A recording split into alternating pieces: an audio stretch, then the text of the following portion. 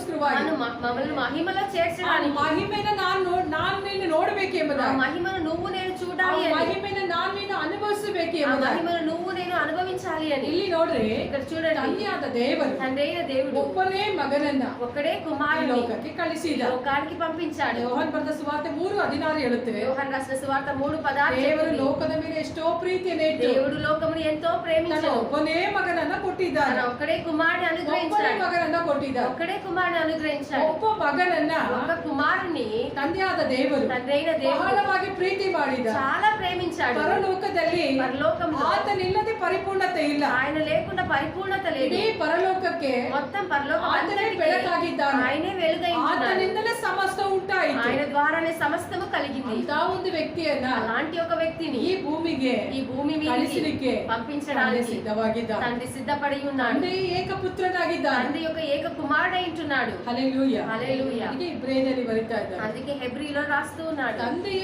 ಏಕಪುತ್ರನನ್ನ తండ్రి అయిన ఏక పుత్రుణ్ణి ಈ ಭೂಮಿಗೆ ಆತನು ಕಳಿಸ್ತಾ ఈ ಇದ್ದಾನೆ. భూమి మీదకి ఆయన పంపిస్తూ ఉన్నాడు. ರಕ್ಷಣೆಗೆ ಕಾರಣಕರ್ತನಾದಂತ రక్షణకు కారణకర్తుడైన ರಕ್ಷಣೆಗೆ ಕಾರಣಕರ್ತನು ಅಂತ రక్షణకు కారణకర్తడు ಇಡೀ ಮಾನವ ಕುಲ మొత్తం మానవ కులం ಆದಾಮನ ನಿಮಿತ್ತವಾಗಿ ఆదాము నిమిత్తం ಪಾಪಕ್ಕೆ ಒಳಗಾಗಿತ್ತು. పాపముకు ಆ లోనైంది.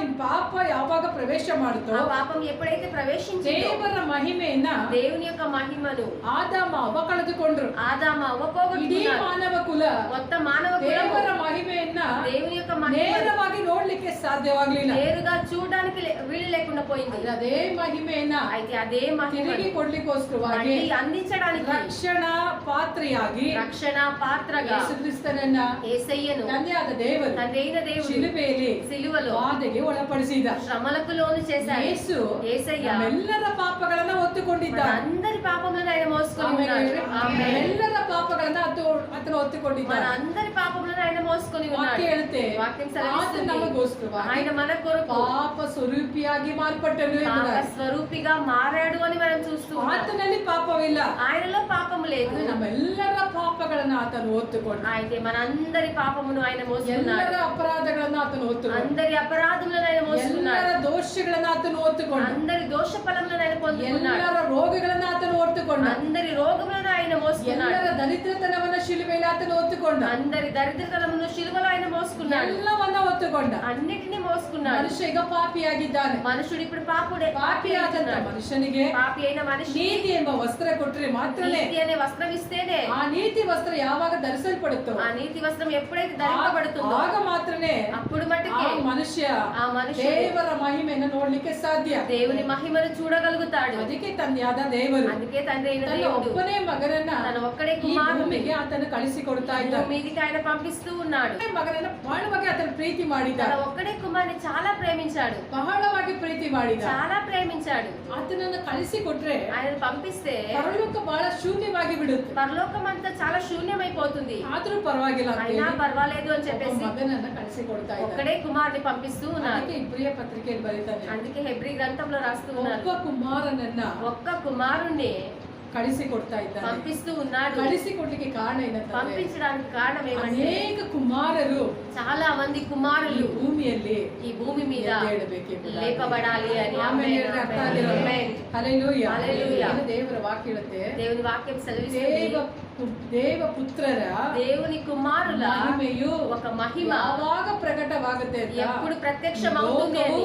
ఈ లోకము ಲವಲವಿಕೆಯಿಂದ చాలా ಕಾಯ್ತಾ ಇದೆ. ఎదురు చూస్తూ ఉంది. ಹಲ್ಲೆಲೂಯಾ. హల్లెలూయా. ಲೋಕ ಕಾಯ್ತಾ ಇದೆ. ఈ లోకం ఎదురు చూస్తుంది. ದೇವರ ಕುಮಾರ, దేవుని కుమారుడు, ದೇವರ ಕುಮಾರ್ತೆಯರು దేవుని కుమార్తెలు ಯಾವಾಗ ಎದ್ದೇಳ್ತಾರೆ ಎಂಬುದಾಗಿ. ఎప్పుడు లేపబడతారు అని. ಅದಕ್ಕೆ ತಂದೆಯಾದ ದೇವರು అందుకే తండ్రి అయిన దేవుడు ನನ್ನ ಒಬ್ಬನೇ ಮಗನನ್ನ తన ఒక్కడే కుమారుని ನನಗೋಸ್ಕರವಾಗಿ ದೇವರು ಕೊಟ್ಟಿದ್ದಾರೆ. నా కొరకు దేవుడు ఇచ్చి ఉన్నాడు. ಈಗ ಈಗ ದೇವ್ರು ಏನ್ ಅನ್ಕೊಂಡ ಅಂತಂದ್ರೆ, దేవుడు ఏమని అనుకున్నారంటే, ನನ್ನ ಒಬ್ಬನೇ ಮಗನನ್ನ నా ఒక్కడే కుమారుని ಪರಲೋಕಕ್ಕೆ ಮಾತ್ರ ಸೀಮಿತ ಅಂತ ಇಟ್ಕೊಳ್ಳಿಲ್ಲ. పరలోకానికి మటుకే సీమితమని ఉంచుకోలేదు. ಪರಲೋಕಕ್ಕೆ ಮಾತ್ರ ಸೀಮಿತ, పరలోకానికి మటుకే ನಾನು ಯಾಕೆ సీమితం. ಕಳಿಸ್ಬೇಕು ನನ್ನ ಮಗನ ಅಂತ ಇಟ್ಕೊಳ್ಳಿಲ್ಲ. ఎందుకు నా కుమారుని పంపించాలి అని ఆయన ఉంచుకోలేదు. ಆತನು ఆయన ತನ್ನ ಒಬ್ಬನೇ ಮಗನನ್ನ ಕಳಿಸ್ತಾ ಇದ್ದ. తన ఒక్కడే కుమారుని కూడా పంపిస్తూ ఉన్నాడు. అయితే తండ్రి అయిన దేవుడు ತನ್ನ ಮಗನನ್ನ తన కుమారుని ವಿಮೋಚನೆ ಕಾರ್ಯಕ್ಕೋಸ್ಕರವಾಗಿ విమోచన యోచన కార్యము ಅನೇಕ కొరకు, ಜನರಿಗೆ ಬಿಡುಗಡೆ ಮಾಡ್ಲಿಕ್ಕೋಸ್ಕರವಾಗಿ చాలా మందికి విడుదల ತನ್ನ జరిగించడానికి ಮಗನನ್ನ ಈ ಲೋಕಕ್ಕೆ ಕಳಿಸುವಾಗ తన కుమారుని ఈ లోకానికి పంపించేటప్పుడు ಆತನು ಯೋಚನೆ ಮಾಡಿದ, ఆయన యోచించాడు, ನನ್ನ ಮಗನನ್ನ నా ನಾನು కుమారుని ಈ ಭೂಮಿಗೆ ಕಳಿಸಿದ್ರೆ నేను ఈ భూమి మీదకి పంపిస్తే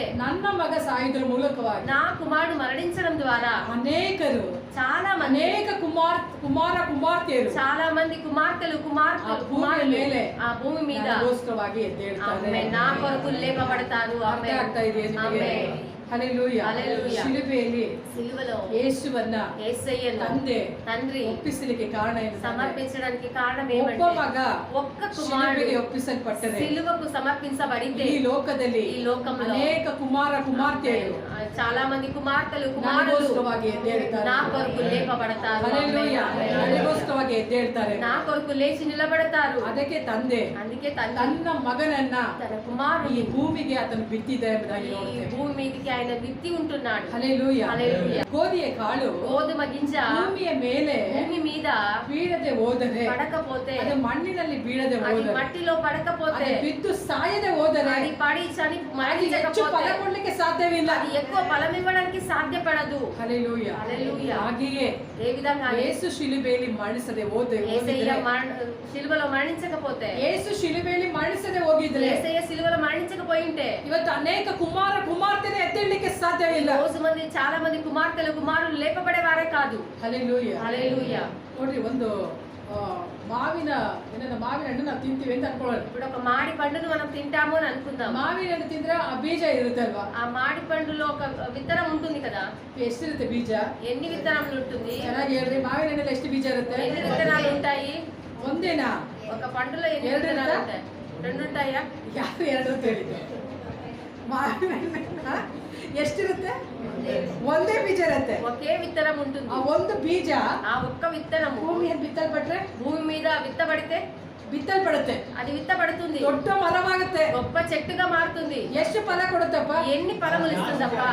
ಎಣಿಸಿದ್ದೀರಾ? మీరు లెక్కించారా? ಎಷ್ಟು ಫಲ ಕೊಟ್ಟಿರುತ್ತೆ? ఎన్ని లెక్కించారు? ఎన్ని ಅದೇ ఫలములు ತಂದೆಯಾದ ದೇವರು ಯೋಚನೆ ಮಾಡಿ. అదే తండ్రి అయిన యోచన ఉంటుంది. ಅದೇ ತಂದೆಯಾದ ದೇವರು ಯೋಚನೆ ಮಾಡಿ. అదే తండ్రి అయిన యోచన ನನ್ನ కూడా ಒಬ್ಬ ಮಗನನ್ನ నా ఒక్క ಈ కుమారుని ಭೂಮಿಗೆ ಬಿತ್ತಿದ್ರೆ ఈ భూమి మీద విత్తితే ಅನೇಕ ಫಲಗಳನ್ನ ನಾನು ಕೊಯ್ಯಬಹುದು. చాలా ఫలములు నేను కొయ్యొచ్చు అనేది. ಅನೇಕ ಕುಮಾರ್ತೆಯರು ఈ రోజు చాలా మంది కుమారులు కుమార్తెలు ಪರಲೋಕಕ್ಕೆ ಬಾಧ್ಯಸ್ಥರಾಗಿದ್ದಾರೆ. పరలోకానికి బాధ్యస్థులుగా ఉంటున్నారు. ಒಂದು ವೇಳೆ ఒకవేళ ತಂದೆಯಾದ ದೇವರು తండ్రి అయిన ತನ್ನ దేవుడు ಮಗನನ್ನ తన యొక్క కుమారుని ಕೊಡದೆ ఇవ్వకుండా ಪರಲೋಕದಲ್ಲೇ ಇಟ್ಟುಕೊಂಡಿದ್ರೆ పరలోకంలోనే ఉంచుకొని ఉంటే ಪರಲೋಕದಲ್ಲಿ ಒಬ್ಬ ಕುಮಾರ ಇರ್ತಿದ್ದ. పరలోకంలో ఒక్క కుమారుడే ఉండేవాడు. ಆದ್ರೆ ಬಿತ್ತಿದ್ರಿಂದ అయితే ಇವತ್ತು విత్తినందువల్ల ಪರಲೋಕಕ್ಕೆ ఈ రోజు పరలోకానికి ಅನೇಕ ಕುಮಾರ್ತೆಯರು ಸೇರಲ್ಪಟ್ಟಿದ್ದಾರೆ. ఈ రోజు చాలా మంది కుమార్తెలు కుమారులు చేర్చబడుతూ ఉంటున్నారు. ಇದೇ ಶಿಲುಬೆಯಲ್ಲಿ ಯೇಸು ಮಾಡಿದಂತ ಕಾರ್ಯ. ఇదే సిలువలో యేసయ్య జరిగించినటువంటి కార్యమై ఉన్నది. ಹಲ್ಲೆಲೂಯಾ. ఆమేన్. హల్లెలూయా. ಹಾಗಾದ್ರೆ ನಾವು ನೋಡೋಣ అయితే మనం చూద్దాము ಈ ವಾಕ್ಯದಲ್ಲಿ ఈ వాక్య భాగంలో ರಕ್ಷಣಾ ಕರ್ತನನ್ನ రక్షణకర్తను ಬಾಧೆಗಳ ಮೂಲಕ ಸಿದ್ಧಿಗೆ ತರುವುದು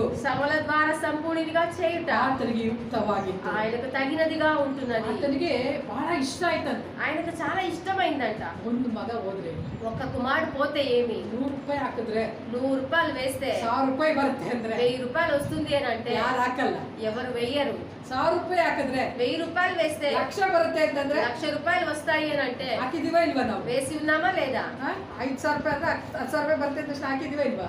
5,000 వేస్తే 10,000 వస్తుంది అని అంటే మనం వేసామా లేదా? ಹಾಗೆ ಪರಲೋಕದಲ್ಲಿ ಒಂದು ಕಾರ್ಯ ನಡೆಯಿತು. అదే పరలోకంలో కూడా ఆ కార్యం జరిగింది. ಶಿಲುಬೆಯಲ್ಲಿ ಯೇಸು సిలువలో యేసయ్య ಸತ್ತದ್ರಿಂದ మరణించినందువల్ల ಪರಲೋಕಕ್ಕೆ ಬಹಳ ಬೆನಿಫಿಟ್ ಸಿಕ್ತು. పరలోకానికి చాలా బెనిఫిట్ దొరికింది. ಹಲ್ಲೆಲೂಯಾ. హల్లెలూయా. ಆದರೆ ಅಂತ ಒಂದು ಕಾರ್ಯವನ್ನ అయితే అలాంటి ఒక కార్యాన్ని ತಂದೆಯಾದ ದೇವರು తండ్రి అయిన ತನ್ನ దేవుడు ಇಚ್ಛೆಯ ಮೇರೆಗೆ తన ఇచ్చే ద్వారా ತನ್ನ ಆಸೆ ಮೇರೆಗೆ తన ఆశతో చొప్పున ಆತನು ఆయన ಪ್ರೀತಿ ಮಾಡಿ ಈ ప్రేమించి ಕಾರ್ಯವನ್ನು ಆತ ఈ ನಡೆಸಿದ್ದಾನೆ. కార్యమును ఆయన జరిగించి ಆಮೇಲೆ ఉన్నాడు. ಹೇಳ್ರಿ ఆమేన్. ಹಲ್ಲೆಲೂಯಾ. హల్లెలూయా. ನಾವು ಇನ್ನೊಂದು ವಾಕ್ಯನ ಓದಿಕೊಳ್ಳೋಣ. మనం ఇంకొక వాక్య భాగాన్ని చదువుకుందాము. ತನ್ನ ಕುಮಾರನನ್ನ ಯಾಕೆ ಕಳಿಸಬೇಕಾಗಿತ್ತು? తన కుమార్తె ఎందుకు పంపించాలి? ದೇವದೂತರನ್ನ ಕಳಿಸಬಹುದಿತ್ತಲ್ಲ. దేవతలు పంపించొచ్చు కదా. ಕುಮಾರನನ್ನ ಯಾಕೆ ಕಳಿಸಬೇಕು? ఎందుకు కుమార్ని పంపించాలి అని అంటే ಮಕ್ಕಳು పిల్లలు ರಕ್ತ ಮಾಂಸಧಾರಿಯಾಗಿರೋದ್ರಿಂದ పిల్లలు రక్త మాంసదారులుగా ఉన్నందువల్ల ಆತನು ಏನಾದ ಅಂದ್ರೆ ఆయన కూడా ನಮ್ಮ ఏమయ్యాడు? ಹಾಗೆ మనలాగే ರಕ್ತ ಮಾಂಸಧಾರಿಯಾಗಿ ಇಳಿದು ಬಂದ. రక్త మాంసదారిగానే ఆయన దిగి వచ్చాడు. ಹಲ್ಲೆಲೂಯಾ. ಹಲ್ಲೆಲೂಯಾ. ರಕ್ತ ಮಾಂಸಧಾರಿ ಅಂತಂದ್ರೆ ಏನರ್ಥ? రక్త మాంసదారి అంటే ఏమర్థము? ಏನರ್ಥ? ಮನುಷ್ಯ ಸ್ವರೂಪ. నరావతారము. ನಮಗೆ ಶರೀರ ಇದೆಯಲ್ವಾ, మనకు శరీరం ఉంది కదా, ನಮಗೆ ರಕ್ತ ಇದೆಯಲ್ವಾ, మనకు రక్తం ఉంది కదా, ರಕ್ತ ಕುದಿಯುತ್ತಲ್ವಾ, రక్తం మరుగుతుంది కదా. ಕೋಪ ಬಂದಾಗ ರಕ್ತ ಕುದಿಯುತ್ತಾ? కోపం వచ్చినప్పుడు రక్తం మరుగుతుందా? ಕುದಿಯುತ್ತೆ ತಾನೆ. ಶರೀರ శరీరము ಅನೇಕ ಆಸೆಗಳನ್ನ చాలా ఆశలను ಆಸೆ ಪಡುತ್ತೆ ಇಲ್ವಾ, అపేక్షిస్తుంది లేదా ಇಷ್ಟಪಡುತ್ತೆ ಇಲ್ವಾ? ఇష్టపడుతుంది కదా. ನಮ್ಮ ಹಾಗೆ ಆತನು మనలాగే ఆయన ಶರೀರಧಾರಿಯಾಗಿ ಬಂದ, శరీరధారిగానే వచ్చాడు, ಎಲ್ಲವನ್ನ ಸಹಿಸಿದ. అన్నిటినీ సహించుకున్నాడు. ದೇವರ ವಾಕ್ಯ ಹೇಳುತ್ತೆ, దేవుని వాక్యం సెలవిస్తుంది, ಆತನು ఆయన ಶರೀರಧಾರಿಯಾಗಿ ಬಂದು శరీరధారిగా దిగి వచ్చి ಆತನು ఆయన ಎಲ್ಲಾ ರೀತಿಯ ಶೋಧನೆಗಳನ್ನ అన్ని రకమైన శోధనలను ತನ್ನ ದೇಹದಲ್ಲಿ ಅನುಭವಿಸಿದ. తన దేహంలో ఆయన ಆದ್ರೆ అనుభవించాడు. ಪಾಪ ಮಾತ್ರ ಮಾಡಲಿಲ್ಲ. ఆయన పాపం మటుకు జరిగించలేదు. ಹಲ್ಲೆಲೂಯಾ. హల్లెలూయా. ಯಾಕೆ? ఎందుకు? ಎಲ್ಲವನ್ನ ಸಹಿಸಿದ, అన్నిటినీ సహించాడు, ಎಲ್ಲವನ್ನ ಸಹಿಸಿದ. అన్నిటినీ సహించాడు. ಯಾವ್ದಕ್ಕೋಸ್ಕರವಾಗಿ ಅಂದ್ರೆ దేని కొరకు అనంటే ತಂದೆಯಾದ ದೇವರು తండ్రి అయిన దేవుడు ಕಾಯ್ತಾ ಇದ್ದಾನೆ. వేచి చూస్తూ ఉన్నాడు. ತಂದೆಯಾದ ದೇವರು ಕಾಯ್ತಾ తండ్రి ಇದ್ದಾನೆ. అయిన దేవుడు వేచి చూస్తూ ಅನೇಕ ఉన్నాడు. ಕುಮಾರ ಕುಮಾರ್ತೆಯರಿಗೋಸ್ಕರವಾಗಿ, చాలా కుమార్తెలు కుమారుల కొరకు, ಅದಕ್ಕೋಸ್ಕರವಾಗಿ దాని కొరకు ಈ ಭೂಮಿಯಲ್ಲಿ ఈ భూమి మీద ಎಲ್ಲ ಶ್ರಮೆಗಳನ್ನ అన్ని శ్రమలను ಆತನು ದಾಟಿ ಹೋದ. ఆయన దాటుకొని ಶಿಲುಬೆಯಲ್ಲಿಯೂ ಸಹ సిలువలో కూడా ಅನೇಕ ಅವಮಾನಗಳನ್ನ చాలా ಆತನು అవమానాలు ದಾಟಿ ಬಂದ. ఆయన దాటుకొని ಕಾರಣ వచ్చాడు. ಯಾಕೆ ಅಂದ್ರೆ కారణం ఏమంటే ಪರಲೋಕಕ್ಕೆ ಕುಮಾರ ಕುಮಾರ್ತೆಯರೇ ಬೇಕಾಗಿದ್ದಾರೆ. లోకానికి కుమార్తెలు కుమారులు కావాల్సి ఉన్నారు ಇವತ್ತು కాబట్టి ನಮಗೆ ಬರುವಂತ ಶ್ರಮೆಗಳು, ఈ రోజు మనకు వచ్చే ಇವತ್ತು శ్రమలు, ನಮಗೆ ಬರುವಂತ ಹೋರಾಟಗಳು, మనకు వచ్చే పోరాటాలు, ನಮಗೆ ಬರುವಂತ ನಿಂದೆಗಳು, మనకు వచ్చే నిందలు, ನಮಗೆ ಬರುವಂತ ಪಾಡುಗಳು మనకు వచ్చే అవమానములు ಎಲ್ಲವೂ ಸಹ అన్ని కూడా ನಾವು ಸಹಿಸಲೇಬೇಕಾಗಿದೆ. మనం అన్ని ಯಾಕೆ ಅಂದ್ರೆ సహించుకోవాలి. ఎందుకు ಈ అనంటే ಭೂಲೋಕದಲ್ಲಿ భూలోకంలో ನಾವು ಎಲ್ಲವನ್ನ ಸಹಿಸಿ మనం అన్నిటిని ಕರ್ತನಿಗಾಗಿ సహించుకొని ಮುನ್ನುಗ್ಗುವಾಗ ప్రభు కొరకు మనం ಕರ್ತನು ಏನ್ ಮಾಡ್ತಾನೆ ಅಂತಂದ್ರೆ ప్రభు ఏం చేస్తాడు ನಮ್ಮ అంటే ಮೂಲಕವಾಗಿ మన ద్వారా ಅನೇಕ ಕುಮಾರ ಕುಮಾರ್ತೆಯರನ್ನ చాలా మంది కుమార్తెలు ಪರಲೋಕಕ್ಕೆ పరలోకానికి ಆತನು ಸೇರಿಸಿಕೊಳ್ಳುವ ఆయన ಆತನಾಗಿದ್ದಾನೆ. చేర్చుకునే దేవుడు ఏంటున్నాడు. ಹಲ್ಲೆಲೂಯಾ. హల్లెలూయా. ಶ್ರಮೆಗಳು ಇಲ್ಲದೆ, శ్రమలు లేకుండా, ಶ್ರಮೆಗಳು ಇಲ್ಲದೆ శ్రమలు లేకుండా ಘನತೆ ಇಲ್ಲ.